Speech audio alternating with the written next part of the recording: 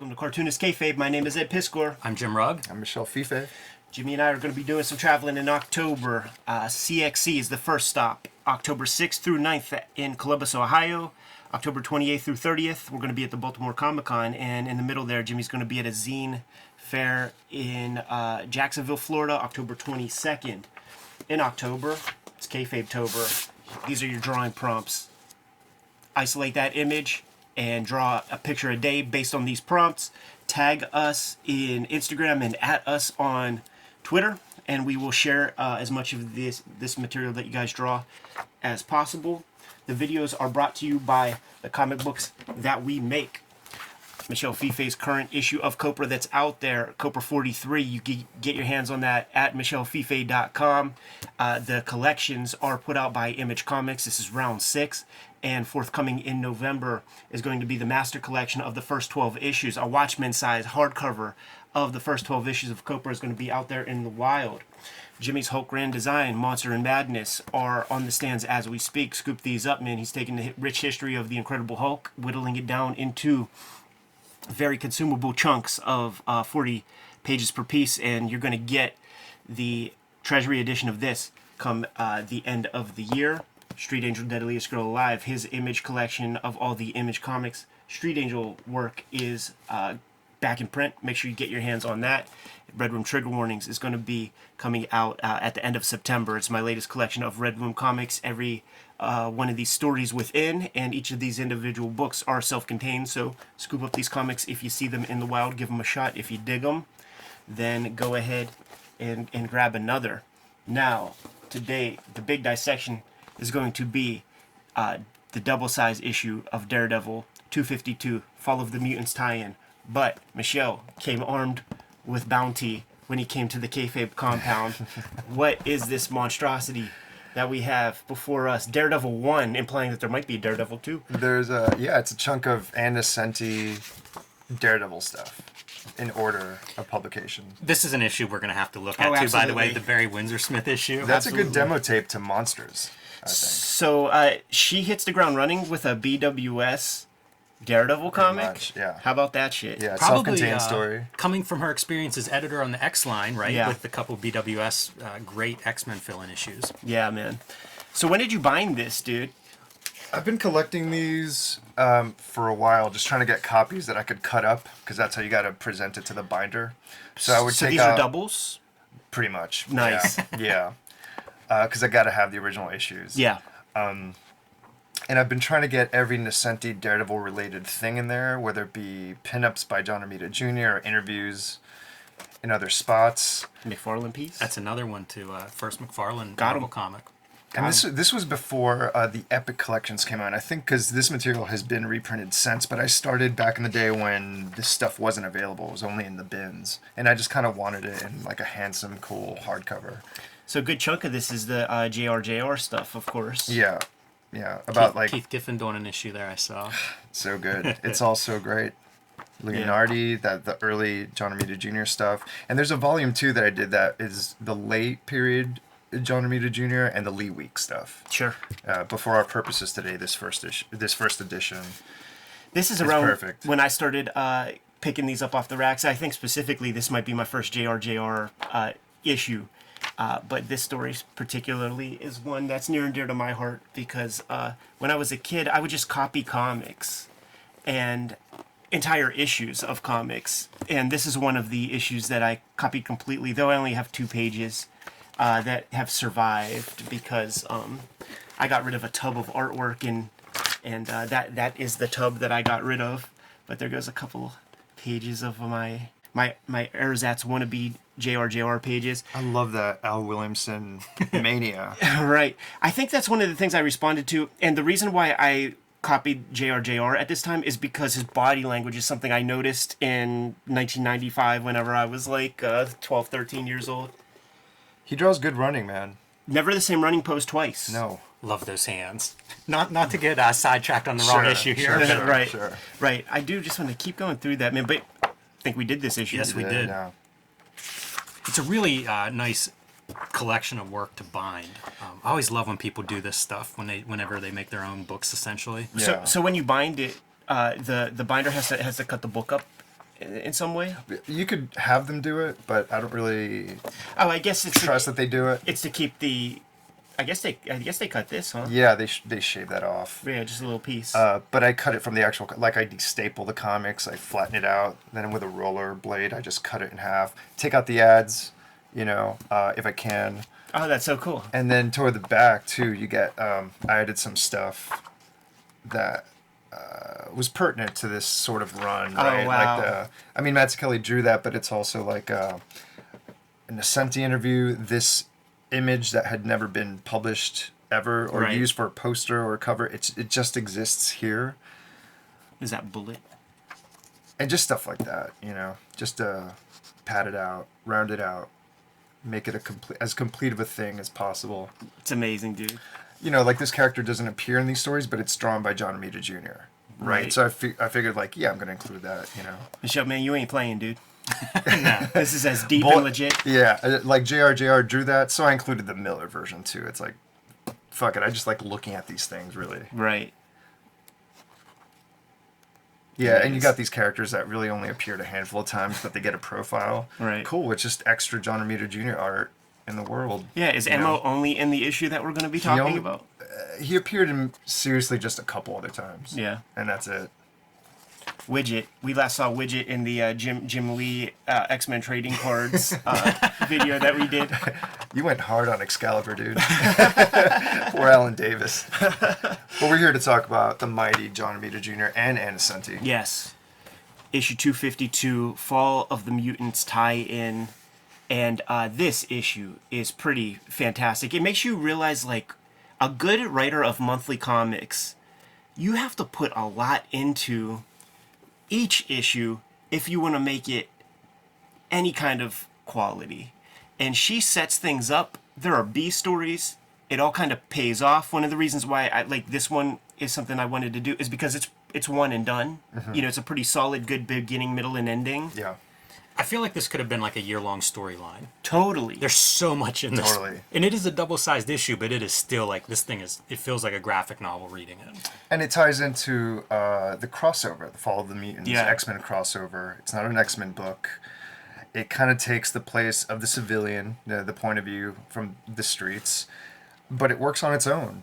Yeah, it's really a subtle tie-in. Yeah. Because Right. we only see like the ramifications of that tie-in or a moment of that tie-in is what this whole issue is built around. And it's kind of great because it's not interacting with those characters. It's just like, oh shit, if you really had some major event happen, Not This is what it obtrusive. looks like. Yeah, Yeah, not yeah. obtrusive in the least. And Right. there's a lot like Ann Nocenti. She said in our interview with her that she wasn't even really like into superheroes. That's not the kind of stuff she was reading. And what she's bringing to this, man, she's doing her kind of story using the shell of Daredevil to communicate these events. This page is a good example of what John Romita Jr. is great at, but he's never really talked about in this regard of drawing human, like small human things, but also a good range of it. So he draws all Absolutely. sorts of people. This always got me as a kid, that little pinky down here. Oh, yeah. I love that. Like, that didn't have to exist. He didn't have to do that. Yeah. He didn't have to draw these characters this way. And then Nocenti comes in. That's the 1-2 punch. She comes in and gives them life, Absolutely. right? And points of views. And it just kind of paints this picture where it's like, I'm a little kid reading this stuff, right? And I'm like, oh, that's New York. That's the place to be. And she totally paints that picture perfectly with John Romita Jr. Yeah. So the setup with the splash page. First off, another thing about JRJR, extremely well referenced. Like when he has to do subway car interior, he is in New York, so there's no excuse not to be Yeah. pretty accurate with it. But his stuff always feels real solid. It's his town. And storytelling wise, man, we have this opening splash, and we are inducted into the minds of your average civilian and the banality of everyday life, where people have their specific concerns. Man, should I get this car in this color? It's the everybody's hierarchy of needs is reasonably well met at this point, man. So they can have frivolous kind of inner dialogues down to I should bring my wife roses today. Maybe she likes red wine. What color car should I get? Of course, there's one bad apple in the car who's looking to rob a mark. Right. But you're getting pedestrian everyday life. People are keeping it to themselves by and large, just trying to live their life. getting through their day to day. Right, it's a good setup for this issue too. I mean, Absolutely. she does this all throughout the run, but for this story in particular, it's perfect. Absolutely, man, because we're going to see this upset. And I think it speaks to, Jimmy, you did a piece for VH1 about the blackout in 1977 and its relation to hip-hop and how everybody was robbing for speakers and stuff like Right. that. I've done research because I covered that in Hip Hop Family Tree, and the research that I did, you would always hear stories of people who were there doing their own looting and robbing, but they would see their pastor maybe picking up a bottle of soap detergent on the way to tell people to quit stealing TVs, or you might see your teacher running with the TV. So in that situation, people were wiling out. So it's a great setup, man, to have just like normal pedestrian, everyday citizens cut to a cell with this fella who's very salty about being in a prison. Yeah, the back and forth. I was thinking maybe he's just in jail, like Right, he's being exactly. held there. Holding cell or something. Yeah, something like that. Not totally sure about that, but you know what I point out is like all these characters look so different. That's a pretty good range for different looks of characters, because I think that's something that a lot of cartoonists, especially monthly cartoonists, it's like, here's what my dudes look like. I have one face that I put on every girl, and maybe you color the hair differently. Yeah. There are a lot of very different faces. Let's call out Max Shields' color real quick, man, because we got our focal points here. And you can imagine if you were just getting tasked with these pages, that you might color everybody's hair individually. Right. But they're not important. Good job, too, because how busy would this be if they were all colored? Exactly. Right. But because of that coloring, it's easy to miss just how detailed and rich this crowd is. Absolutely. So if you could sit and like stare at it, awesome, it pays off. But in the reading experience, no, you kind of look over it, and it works either way. Introducing so many characters into the mix, and they all have their arcs. They all have a place where they start out and a place where they end up. This is not a dashed out story. This feels like a serious writer, like there's structure here. You know, Yeah. we're introducing our character in jail, we're going to see him. We're introducing the kid in the clinic, we're going to see him. Like, all these characters, it seems like we're seeing so many characters, they all get to keep going. This is Vince Russo era writing, where, like, everybody's going to get something to do. There's the part when Matt Murdock and Black Widow throw in their costumes and stuff, and it says something about, like, let's get be far enough away before we put on our costumes, and her shit is just a bodysuit, and it's like, yeah, we can't let somebody see me turn into my secret identity. It's less than Clark Kent and Superman. Totally. I mean, this kid should be locked up for that haircut. It's a rough haircut. It's a terrible haircut. I think the colors could have helped though. Yeah, this Gave it side. a full bang. Yeah, that would have helped. It's And another nice piece of color, you know, just popping these kind of little panels like, oh, we're hearing something. I feel like we'll see some thematic rhythm with these hands holding things upward. You're right, Yahoo to the winner, to justice. Like, we're going to see that image a couple of times, I think. Something pretty close. Almost like the greater good is one of these themes. Yes. Got a little... This is a weird piece, man. It's like the kid is the dominant figure in this house who's the one in charge of creating a kind of survivalist Alex Jones bomb shelter kind of joy. Like, it's the kid who's in charge of that, and his dad's like coming by to visit or something. This is the least satisfying of like the sub stories in this issue. Yeah, because I don't think it pays off in this issue, No. but that's a subplot. That's Bullet, Right. and that's his son who's super concerned about nuclear Yeah. waste, nuclear fallout, just bombs in general. So this is just tying into previous issues. Yes. It's sort of like, here's a subplot. Let's little keep in through touch line. with these guys. Right. Yeah. You won't see him again in this issue. Yeah. First bomb goes off, man.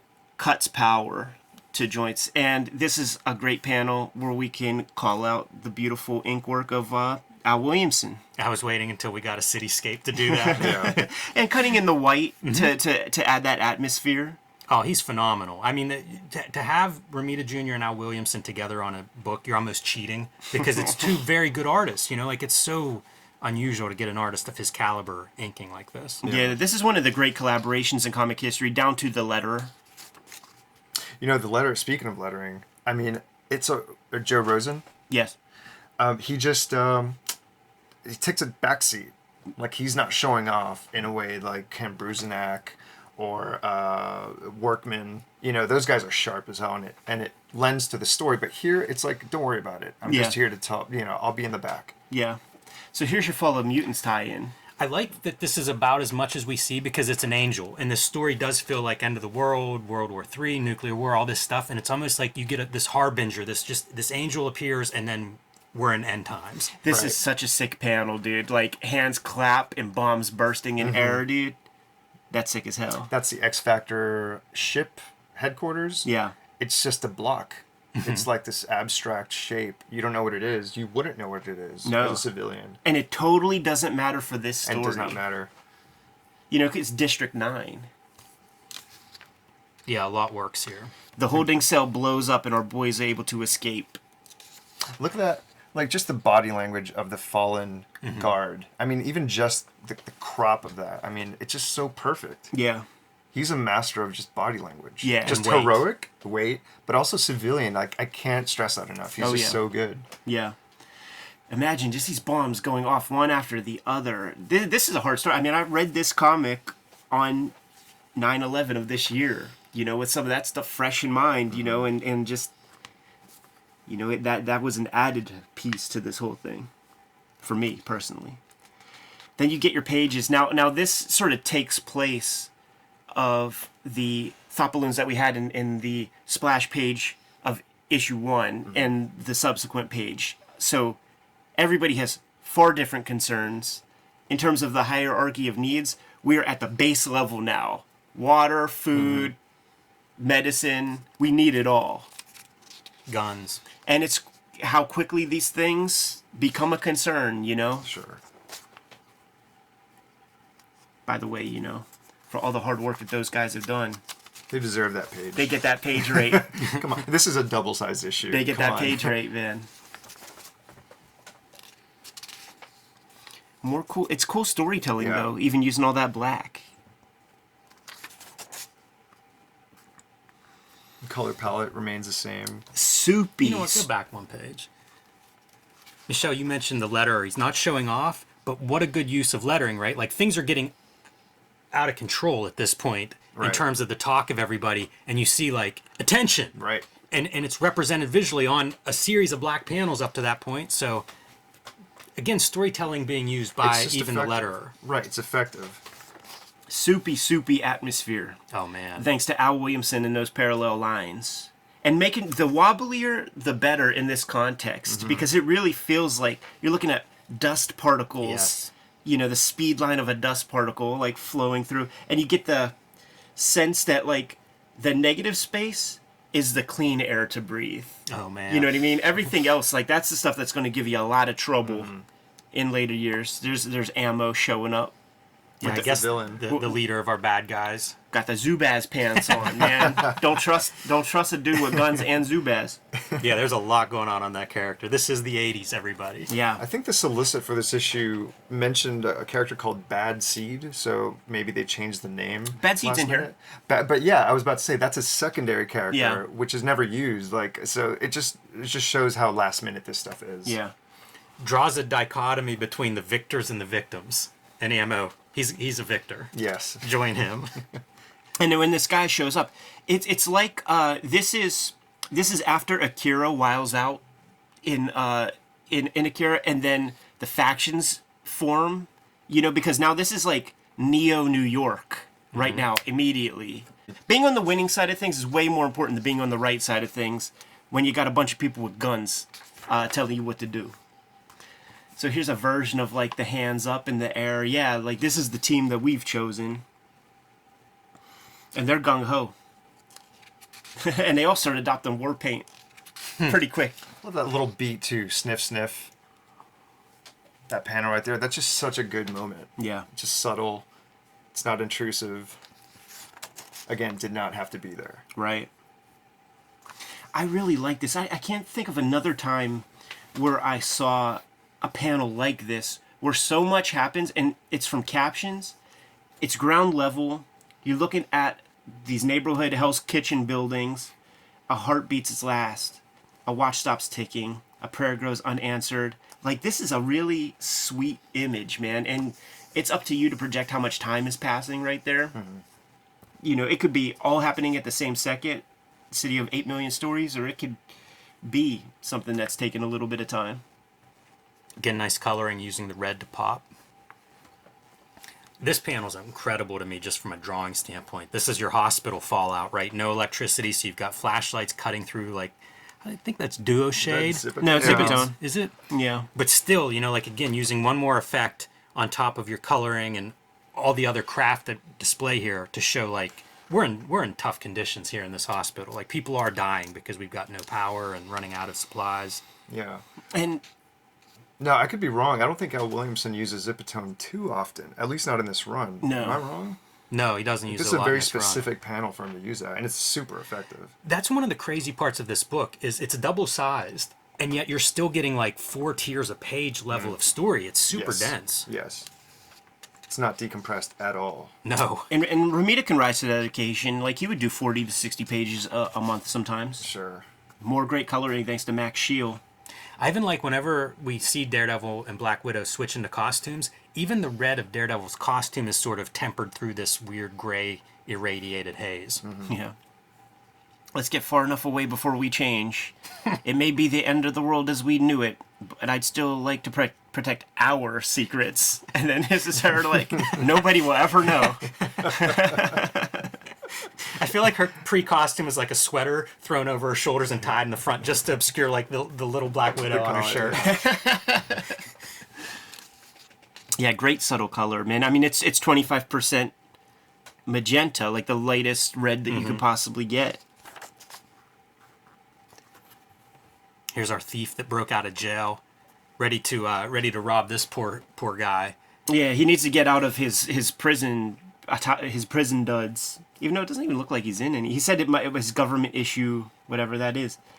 Happens upon a baby. Tells the baby, listen, man, you're lucky. Like, you're going to be dead in like 2 days.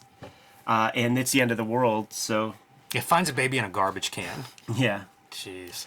About to kill this old drunk, but the baby's watching. More good color, clear focal point. Yeah. And then it renders him impotent. I can't be killing somebody. I can't kill when others are watching. He's not an exhibitionist about his murders. Yeah. He just needs a jacket. Turn around. Yeah, it does seem a little bit extreme. Like, if the whole point is to get some dude's clothes, he seems out of it enough. Just take it off, yeah. You know, it's funny. They're both like rocking the. Oh no, it's his arm. I was gonna say they're both rocking like the leather wristbands. right. Super popular in 1988. Back to the gangs. Yeah, they're making their plans to move on the hospital. Right? They've taken over the armory. Yeah, we So need now they're drugs. armed. Let's go.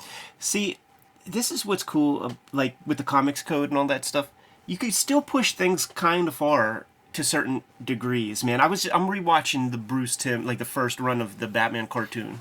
And the very first episode, it's Man-Bat. And it's... The character, the Man-Bat is addicted to the formula that turns him to Man-Bat. But they call it the formula. But it's... it's drugs. Sure. But they could say it here. And John Romita Jr. never really draws blood in a clear way where the colors pops it in with red. Right. It's always black. It always looks like ink. Yeah. And there is mass casualties here. A lot of it is alluded to verbally, but it's not gratuitous in any way. Like, you clearly know that there is a body count. It's mentioned enough times. You see the hospital sequences and stuff. People were hurt in those explosions. This ain't just comic book explosions where you're not thinking twice. Such a nice reflection right there. That's hard really to pull strong. off. I wanted to point out we have these parallel Al Williamson lines that are defining the shape. Yeah. There's no holding line, but when you Yeah. get up to his head, there is a holding line. So it does bring his head a little bit more into focus and a little bit more into the foreground. Yeah. That's some cool art ideas there. One This of- would be a beautiful artist edition. Like that original art, it's got to be spectacular for that panel. After reading this, it made me think, like, yes, this needs to be the JRJR Al Williamson team up. I'll settle for an artifact edition where you just scrape together 150 pages of random. I don't Yes. need to. I got the comics. I can read those. Sure. But give me 150, 200 pages of their collaboration at the original size. Williamson, to me, is like very noteworthy for the lack of holding lines with stuff. He would do that very often in EC comics Yes. to define his forms. This is the Yeah, that's 80s so movie. strange. Canon films. I wish it would have been a long shot of them like jumping with their legs bending behind them. You son of a bitch. You know, it's totally that fucking butch stuff. So it's what, these Hell's Angels, like local A couple of local vigilantes. Vietnam vets, are they? Right. That was still the era when you could have like the Vietnam vet was still a big player in the 80s comics scene. Yeah, absolutely, man. Oh, are the Guardian Angels still running around in New York subways? You still see those guys? Yeah. They were a big deal on talk shows of the 90s on Geraldo and Jenny Jones and all. That's how I knew them. Never been to New York up to that point. Yeah, they used to walk around the streets, and so one of them comes to Roger's mysterious time machine and hangs out. Just a fan, just cool. Do you Likes remember? Wolverine. Do you remember the Jim Carrey parody in the Living Color? When he was a guardian angel, had the beret and stuff, but he's like a little kid with a big walkie-talkie and just seeing grievances everywhere and always gets his ass beat. So this is one of those hard pieces, especially like I'm reading this on 9/11/2022. You got the triage where like round one of these kinds of mass issues is like you got to triage everybody you possibly can. This lady's like, what is going on out there? It's the end of the world. Oh, really? I don't want to be a part of that. Yeah, I think she just lost her leg. Yeah, give me all those pills. We need to. I'm happy to free up this bed. Like I'm going to. It's at that level when there's no more civilization.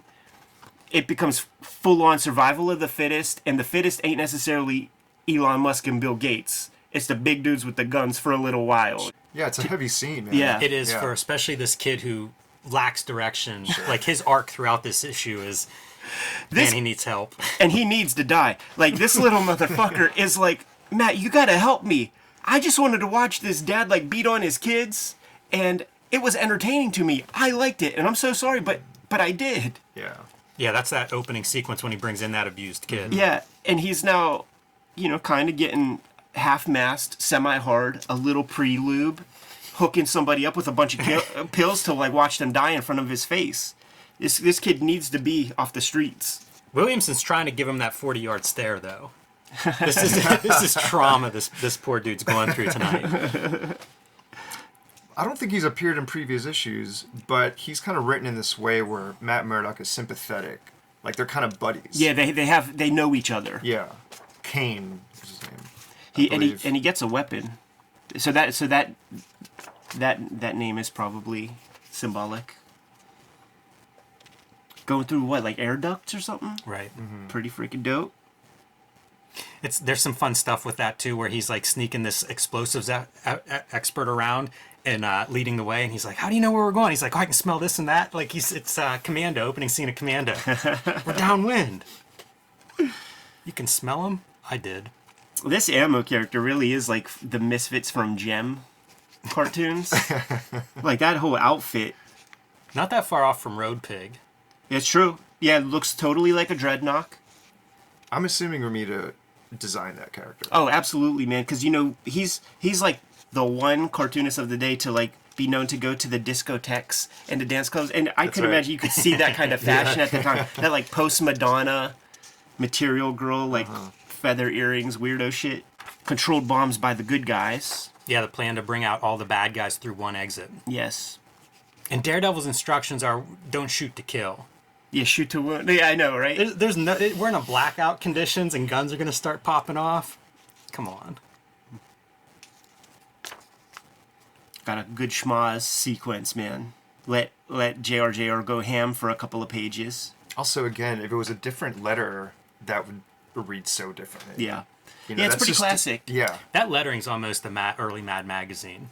Yeah, You know, some just Ben your sound Oda. effects everywhere. Right, right. Some Ben Oda. This really, it feels like there should be a sound effect that's like, Come on, man. Respect this work. Also, the storytelling is super solid. Meaning, Oh, yeah. not only the drawings, but the panel formations. Sure. He's not fancy. He's not pushing anything. Not trying to be cool or avant-garde. It's just blocks of information. yep. And it draws you in. That's an effective sort of skill, I think. It's a good way of telling that story. It's a tough amount of storytelling in this issue. Like I was thinking of that going through it. not an easy issue to draw. There's so many crowds, and to make everybody like stand out that you need to recognize quickly as you're reading it, like it's pretty tough. There's so much setup and a lot of stuff that pays off later. I can't imagine that it's completely a Marvel Method script. Like, this feels tight. It does feel tight. Yeah, if Romita Jr.'s interpreting a couple of pages of plot into this, he should get writing credits. Yeah. Yeah, I bet you it is a tighter script. Yeah, maybe Nocenti just provided a page-by-page plot. Like, this page has this stuff happening, break it down. Yeah. It is still a lot of work, for sure. You know, that's the kind of stuff that really is lost to the ages, has never really been collected, but I would love to see that part of the writer's contribution collected in some form. It's probably thrown away. Exactly. Just a throwaway sheet of paper. Yeah, totally. The few pages of like X-Men plot that I've ever seen was at the Showa Museum in Paris, France, and it's it's typewritten, and it's the ink is not archival of typewriters, so it's so faded. There's drink stains on it and stuff like that, like just totally disregarded. This is the big fight scene, big showdown with Daredevil and Ammo. You know, the necessary. You had to get it in there. And the cool thing about the sound effects here is it's giving us more narrative information. And Daredevil is wiling out on this motherfucker. Each of these represents a sock. And that's a lot of punching happening. He's fucking this dude up. But don't kill him. Yeah. You know, he is too, and it seems like this guy should be out. And when you turn the page, it's like, nope, he's still kicking. Yeah. You know, he's still a threat. He's still coming at Daredevil. Like, looks like he didn't just hit him 15 times in the face. Like, what was that last page? Right. Maybe that stuff that sniff that Ammo did. He's on the dust, man. Maybe. Oh yeah. There's more civilian consideration. Yeah, we just got one last thing, just one different scene of just citizens. And it's that Twilight Zone episode where it's like, don't open the door. Like, we are the civilian. We have our space. Chaos is going on out there. We don't even know if it's like completely radiated out there right now. Right. Let's hold on to each other. Yeah, we're not saving anybody. It's our flock of seagulls kid trying to bring a dead body. Well, trying to bring somebody who thinks is alive. Ends up dead, and he just kind of gives it a... See, this kid's a psycho. He's really in bad shape. This kid gotta go. I questioned Black Widow's judgment handing him a gun a I couple know. pages ago. Yeah, totally. And his dick is fully hard now at like 5 dead bodies. You know, he just wanted to see that kid get his ass beat, and that was like that started him off. But now he's ready to pull it out and just finish all over these guys. Hey man, he hasn't bottomed out yet. It's gonna get worse. You know, Daredevil's religious too. I feel like just the events of this night for this kid, he's going downstairs after this issue. Yeah. Boy, Daredevil looks good in that red against this gray purple background. And you have to thank Max Shield for that. Yes. You know, it didn't have to be this way, but she knew that, like, you got this like crimson fucking costume, and you could set it against all cool colors and just make this dude pop. But it's not just the full red. You know, she's playing with a lot of different versions of that red. And Daredevil has to pull off the good guys, quote unquote, who have grabbed one of the women from Ammo's gang and are to the victors go the spoils kind of approach. Implications. And of course, right in the middle of it, Bad Seed is he's in the middle of all the bad stuff. Implications of straight up rape. Oh yes, right here. Casualties man. of War, which She's I think was ours. a movie about that time. That was same storyline in that movie. She's ours. She deserves it. Stay out of this. That's very dark. You know, I had no idea what was going on when I read this as a kid. Sure. Right? So rereading totally. this stuff, I'm like, oh shit, that's dark. There's for a this lot in character here. to be involved in that. Yeah, You know? I was surprised reading it. Yeah, because the little dude is going with those cats, man. Sorry, Daredevil. And he tells that little kid that he disgusts him. Yeah. All right, it's over. Yeah, real pretty abrupt, right? You Like, know. and we've seen that approach before. You know, that was like the end of a good Twilight Zone or something like that. We're like, all right, the feds are showing up, man. Sure. The army, the cavalry has arrived, and there's a lot of exposition in there because we only have 2 pages left. We gotta wrap this thing up in a bun. Right. Power's going to be restored. It's not nuclear holocaust. Everything's going to go as it was. Go home, put on your TV, and this would be the moment where the lights come back on in 1977, and everybody's looking around at everybody, like, how fucking embarrassing are we? You know, it's hot, I get it, but look at what we allowed ourselves to participate in when our creature comforts go away for a night. I'm sure Nocenti was channeling some of that too. 'Cause Yeah. she's a New Yorker. As Absolutely. Well. Yeah. Absolutely. She witnessed that shit firsthand, surely. More of that shield color. So impressive. Oh yeah, more Zipitan. Right. Yeah, some zips. That it's always so interesting too, right? Like when you lay down the zips and then you have a similar level of Band-Aid dots in the cyan, because you know, you run that risk. You have to be a good separator to not moire those patterns. All right, so see the kid one more time. Yeah, Bullet's son. Yeah. And he's every now and then, man, when you hear these people, these survivalist cats, they do seem almost disappointed that the end of the world like isn't happening right to set. It was just a false alarm, you know? You think that's him right there? I do. I think he's like, oh man, I was so ready for this. Man, these kind of eyes, they just permeate this issue, you know, the characters looking out with just like, I don't know what's going on kind of looks in their eyes. Totally. As opposed to that guy. That's a perfect face. Like, that is that character. He just cast him so right on. Yeah, yeah. It and the level of, I mean, it's Kniff-like cartooning here. You know, like it's nearly Terry and the Pirates. You get one of these villains, man. They always got to prove their villainy. And our kid with the flock of seagulls haircut doesn't know that he's like a red shirt straight out of Star Trek. But he's going to find out in a couple of panels when she pulls out the blade, make soup inside of him. This feels like a really unusual word balloon. Got to get rid of the boy girl. That's a strange statement, I feel like, in a 1988 Marvel comic. Yeah? Yeah, that's that's her saying that. Right. Right? Talking about This kid's Kane, right? haircut. Yeah. So maybe it was that, yeah. It was that's what she was commenting on. Making fun of His the hair. fashion, yeah. Yeah. And being a villain. Now we got to get our melodrama into the mix, That's man. right. This is still a superhero comic. Daredevil, here's the shit go on. I think lets the kid get soup made out of his inside because, like, Daredevil's like, you know what? I'm just gonna have to represent this guy in court in a couple of years after come bodies on. are found under his That's not basement. fair. Say it Not ain't fair. so. So lets the kid get stabbed a bunch. He's running super slow, is that what you're saying? Yeah, he like right here. He's like these beams hit that situation 10 minutes earlier. You're right about the running. We've seen John Romita Jr. can really make a guy look like he's running, and that is not top speed. It shows up, and he could see. It's more perverse than you guys realize because he's hearing that heartbeat like wind down and stuff, and he's still not given. You know, he's even being slow with the reveal. Yeah, that kid just wants to say goodbye to Matt. Yeah, You guys are really deflating the power of this drama. and the kid's very sorry It's for all over. of his Are you transgressions. Happy? Are you happy, Ed? Perfect use of an open panel. You know, harkens back to the classic Miller cover. That's all white with the I always think that's an issue we should do. Oh, which one are you talking about? Daredevil. The one where the sound gets really loud? Is that the one? One in 87, I think is the cover you're talking about. Yeah, I think so. But there are no other panels like this in the whole issue, so it Right. really stands out. Absolutely. You know, And it's everything that is far off. usually clogged up. It's all mostly these very strong vertical horizontals here. Like Yeah, where ground has level. Been restored. Yeah, ground level.